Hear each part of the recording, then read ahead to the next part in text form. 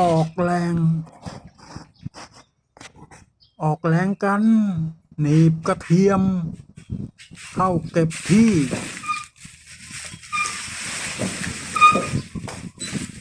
ออกแรงขนไปเก็บที่เพื่อความสะดวกสบายหนีไปหนีไปหนีไป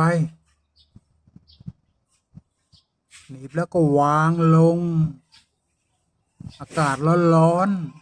ๆอย่าไปสนมันทำให้เสร็จไปมันเป็นงานของเรา